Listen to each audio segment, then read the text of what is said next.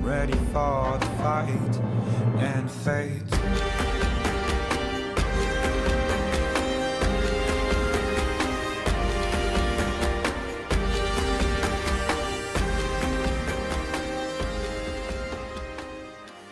Bonjour à tous et bienvenue dans ce 7ème Flash eSport. Au sommaire cette semaine, les demi-finales des Worlds, le planning de la semaine prochaine et enfin le top 5 comme chaque semaine. On commence donc tout de suite avec le BO5 contre Origen et SKT. C'est parti. Cette early game est surtout marquée par de nombreux gangs de Bengi au top comme celui-ci qui cependant arrive à être esquivé par Swaz avec un magnifique TP back. Cependant le deuxième gang ne sera pas aussi bien géré par Swaz étant donné qu'il est extrêmement compliqué à contourner celui-ci et étant donné qu'avec les deux ultis disponibles, il est extrêmement difficile de s'échapper de ce genre de composition. Ce genre de kill permet donc à Marine de récupérer lui seul un kill sur la top lane grâce à un très bon flash, et cela malgré qui après un excellent TP parvient à redonner un coup de boost aux OG qui prennent donc le premier dragon de cette game et parviennent également à catch Marine avec Mithy, Nils et Soaz à cause d'une overextend malvenue de la part du top laner des SKT. Mais Marine n'est pas au bout de ses peines car il se fait dive directement après et sa T2 tombe. À la suite de ça, un excellent call dragon est mené par les OG qui parviennent donc à récupérer un kill et un deuxième avec un très bon TP de Soaz et un dive du Amazing bien réussi. Cependant les SKT parviennent quand même à récupérer un premier dragon, mais un très bon sneaky lashor de la part des OG leur permet de faire définitivement le break. Cela est concrétisé par un teamfight rondement mené de la part de OG qui est suivi lui-même d'une tentative de prise d'un inhibiteur. Cependant une défense implacable de Marine parvient à empêcher cela. Cependant on n'est jamais à l'abri d'un comeback des SKT qui réussissent à la suite d'un excellent teamfight à backdoor un inhibiteur par Marine à prendre donc un Nashor, un dragon et à snowball complètement et à reprendre la main sur cette game qui était avant dominé par les OG, et ce n'est pas ce barreau d'honneur à la fin de la game qui changera grand chose. Les SKT remportent donc cette première game. Deuxième game quant à elle commence sur les chapeaux de roue avec un catch sur Marine. Cependant les SKT reprennent l'avantage avec un très bon gang de Benji sur la botlane qui permet de récupérer un kill et un premier dragon. Cela laisse cependant Marine seule et se fait tuer une fois de plus. Mais cette seconde game tourne réellement à l'avantage des SKT après un teamfight rondement mené au top de la part des SKT qui est donc enchaîné logiquement par un Nashor. Ce Nashor permet complètement de débloquer la situation étant donné que les SKT sont très forts en snowball. Ils parviennent donc à scorer un deuxième très bon teamfight, celui-ci avec un très bon 4-0. Et ce teamfight se prolonge donc par la prise logique d'un inhibiteur au mid.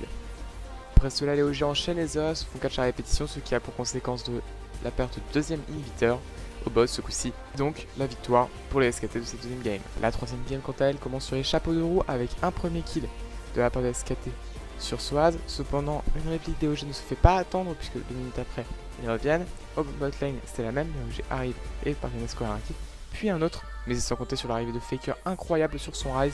Mais c'est réellement en mid-game que la différence se fait sentir avec des teamfights rondement menés de la part des SKT et des OG que l'on sent au bout moralement qui se font snowball du début à la fin de ce mid-game, de la 15e à la 25e minute, et ils concèdent donc très vite cette game au cœur de teamfight disputés mais sans trop de difficultés de la part des SKT qui parviennent donc à scorer systématiquement des 2 ou des 3-0, ce qui permet donc complètement à Faker de snowball mais aussi de récupérer extrêmement vite des objectifs comme par exemple un premier Nashor dès la 23e minute de jeu et donc aussi des inhibiteurs, des toiles du Nexus et une game qui se finit donc extrêmement rapidement en moins de 30 minutes. SKT se qualifie donc très facilement pour la finale en scorant un perfect depuis le début des Worlds pour la première fois dans l'histoire. On continue donc avec le deuxième BO5 du week-end, Fnatic versus Tigers. On commence donc tout de suite par la première game qui a commencé par un très bon gang de Rainover au top. Et cette early game continue très bien pour les Fnatic, étant donné qu'à la suite d'un teamfight très disputé au bot, Rainover réussit à récupérer un triple kill. Cela se confirme avec un très bon call dragon de la part des Tigers qui réussit. Cependant les Fnatic parviennent à répliquer avec une très bonne légion des ombres unis, suivi par un excellent triple kill de la part de Febiven. Les Fnatic semblent définitivement extrêmement partis dans cette game. Cependant leur overextend au niveau de la botlane et leur tentative de dive ratée semblent remettre les Tigers dans la course, qui parviennent donc à sécuriser des catchs à la suite, mais les répliques des Fnatic ne se font jamais attendre, ce qui va permettre de rester à égalité. Les Good Tigers score encore et toujours les Dragons, mais c'est un très bon catch des Fnatic qui leur permet de tenter un Nashor. Cependant, une très bonne réaction des Good Tigers leur permet de contester ses objectifs et d'empêcher de le prendre malgré une mort de la part de Smeb. Toutefois, les Good Tigers réussissent encore une fois à récupérer un dragon, mais c'est réellement un dive complètement raté au top de la part des Fnatic.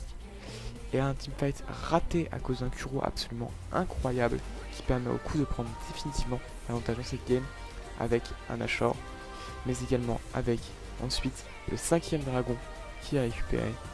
Et donc un teamfight complètement récupéré par Kuro incroyable avec un quadra kill sur son Cassandra.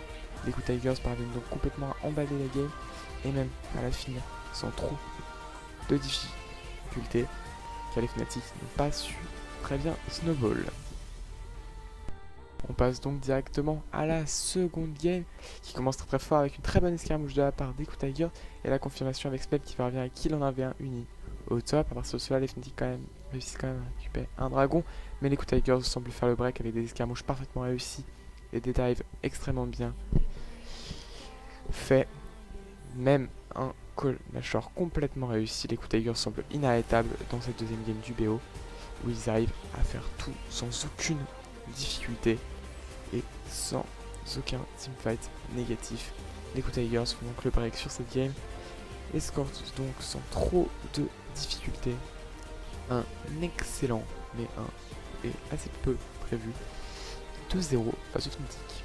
Méconnaissable qui semble perdre pied à la deuxième game de ce BO. On ne reconnaît plus les Fnatic dominateurs du précédent BO. La troisième game quant à elle semble être une véritable débâcle de la part des Fnatic avec un Smeb sur IKM qui apprend à Uni à le jouer et juste des Fnatic méconnaissables qui ont score d'une game absolument déplorable et des Good Tigers qui semblaient complètement infernaux, surtout Smeb qui semblait complètement être capable de faire un 1v5. Rien à retenir de cette troisième game à part un triomphe incroyable des Good Tigers qui n'ont pas été inquiétés pendant une seule seconde par les Fnatic, décidément décevants sur ce BO. Les Good Tigers sont donc également qualifiés pour la finale et rencontreront donc les SKT dans une finale entièrement coréenne samedi prochain. On se quitte donc comme d'habitude avec le top 5 des plays de la semaine. J'annonce donc un nouveau format pour les samedis qui va remplacer les guides. En fait, ce sera un format un petit peu changeant. Je vous invite à m'envoyer vos idées sur ce qui pourrait être fait. But now Amazing's on the wrong side of this fight. Faker's found him. Faker's got the damage. Faker gets the kill. Yellow Star flashes the baby cage, knocks Kuro into Reinova's waiting hands, and that's a cell division. Fnatic are not together though. They're waiting for Yellow Star to get out. Huni and Reinova trying to buy time. They've killed themselves. They're zapped, and they're looking for more. Bray is on the retreat. He's got the light field though, and with Reckless down, Smeb is going huge. Yellow Star is late to the party. It's a triple kill for Smeb. Kuro jumps over the wall. Uno, he's slowed, and he's missing a turret, so here comes Bengi. He's gonna flash for the slow, which means Soaz has to burn it preemptively, and he gets his right. Bengi goes the wrong way, Soaz goes back in on Amarin, and the stun is still available. The Q comes in, gets some damage down, but where's his team gonna be? There's no one around right now. He's still running away through the wards. Pops Summoner teleport, and Will be able to jump in this pit. This is the fight of the game. The teleport is coming down for Smeb and the dragon. Oh, looks like it will get secured. Picked up by Fnatic, but Featherman is forced away. Smeb will not find the kill, and Featherman jumps in the pit. They've traded 80 carry for support, but Featherman's down as well. Reckless needs to survive and tank. The shields are there, but there may not be enough. He's flashed out, and Kuro chases him. That's a triple, looking for more.